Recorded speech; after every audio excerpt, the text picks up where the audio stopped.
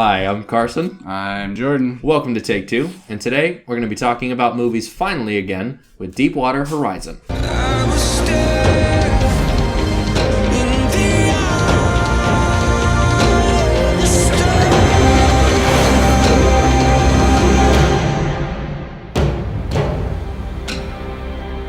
We ain't seen a movie for Take Two in like a month. I know. It's been a huge lull, as always, at the end of the summer. It's awful. Moving into the fall season, there's really nothing unless you're in New York or LA.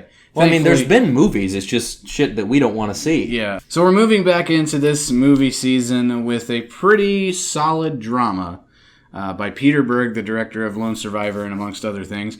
Deepwater Horizon, which is the story of the 2010 disaster Deepwater Horizon. Here's the dramatized version, and I think we both agree they did a pretty good job. Yeah, it's pretty great, honestly. A lot of wonderful things to say right off the bat. Something I noticed, the acting in this is incredibly casual, and I don't mean that in a bad way. It's done phenomenally, and this is definitely the most realistic portrayal of a workspace I think I've ever seen in any kind of medium. Very well done. Everybody has a rapport with everyone else. We don't set it up to where these people haven't met yet, because of course this is a real life event. These people knew each other, and it felt that way. Yeah, the way you can handle that in a movie can be hit or miss, but this is a definite hit. It felt like these people know each other. They've been working each other. They know how to get under each other's skin, especially at the very beginning when they first board Deepwater Horizon. Everybody's got, they know each other, and you can tell, and it's really fun to watch. And I think that goes, a long way, too, especially when you have big names like Mark Wahlberg, like Kurt Russell, but, they completely kind of melted away into their own characters, which was, was great. We mentioned specifically that everybody has a great, co-workers rapport, but that's not all they have, because everyone in this entire movie is great. Everyone kind of melts into their own characters, and it felt like you were watching this event through a lens, which felt really odd because, it felt so genuine. It was very different for me going into a movie like this. Specifically, there are three standouts for me. Mark Wahlberg, of course, is the lead, and he plays a family man like he does a lot, but he's good at it. It's believable. It's not ridiculous. Kurt Russell plays a no-nonsense. He's the owner of this oil rig. He's not working for BP. He is essentially renting this place out to BP. And then speaking of BP, we have John Malkovich, who plays one of the most hateable people absolutely I've ever seen in a movie. But the thing is, though, is that he is the, antagonist, basically, and he's the villain, and he's the person that, you can kind of toss blame onto. But he didn't feel unrealistic, as, a villain. Because a lot of times in things like this, when dramatizations, they play up how big of an asshole a person is. And he just felt like a corporate asshole, and it was played without going over the top. And it was great. He played a BP employee. BP is a despicable company. I purposefully avoid them. If I need gas, I will not go to BP. I refuse. Hell no. I don't care if I'm in the middle of nowhere and there's nowhere else to go. I will not go to BP. They are sketchy as hell. I'm not going to get political here, but they are the cause of a lot of problems that have happened, specifically in the last 15 years. BP's awful. And thankfully, the movie does not shy away of making that true. Definitely. Because they were definitely at fault here. Their employees were definitely at fault here. They unintentionally, but still killed people. Oh, yeah. In huge environmental risk, tons of spilling. That's not including the Gulf Coast. Whatever. That's not political. But the good thing is the movie does not shy away from making it very clear that this shitty company is responsible for this terrible disaster that we, unfortunately, but also quite amazingly get to see play out on screen. The disaster itself was incredibly intense.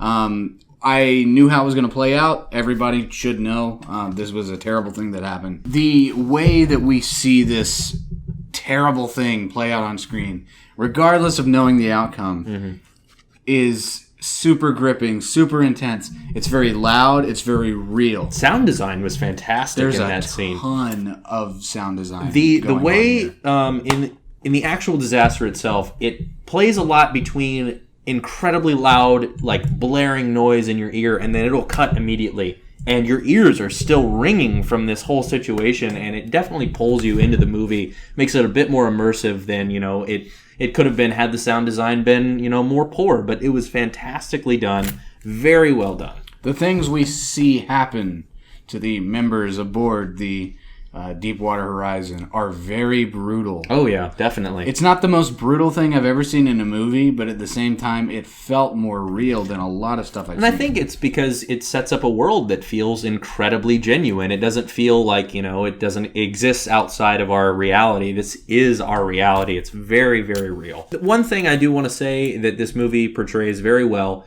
is that if you work a job like this, or you know someone who does... Yeah. Give them a fucking hug, because they are the true heroes, man. That is insane. Running that kind of a risk for a job is absolutely nuts. Where you have almost no reward invested in the bigger picture for what you're doing. Yeah, it's ridiculous. It definitely shows just how incredible, and how difficult and scary that kind of a job can be. So it's very well acted. It feels real. The actual disaster, as unfortunate as of an event that it was... the way they portray it here is very effective and respectful to the people who both were involved and unfortunately passed away, especially at the end. They do a great thing. Everyone that you're going to see deserves to be recognized because they fell into the hands of a piece of shit company.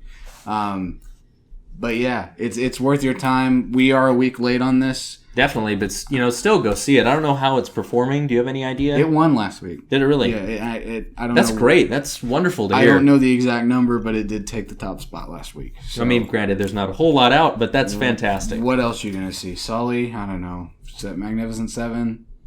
We didn't review them. There's a reason. All that considered, this is worthy of an 8 from me. Yeah, probably. Yeah. About an 8. 8, definitely. I think it's a very strong film. What it needs to do, it does very well. And I'm not going to take that away from a movie that pulled itself off pretty well. It surprised me. It was infinitely better than I thought it would be, because the trailers kind of make it look a little more hammy than the movie actually is. But fantastic movie. Definitely go see it. So if you like what you've seen here, let us know. Like, comment, subscribe if you want. Hopefully there's not another 3.5 week break between reviews anytime soon, because I was in Oklahoma last week, plus on top of the fact that we had nothing to really see that we felt was worth our time or money. But anyway, keep following us if you like us, and we will see you next time. Bye.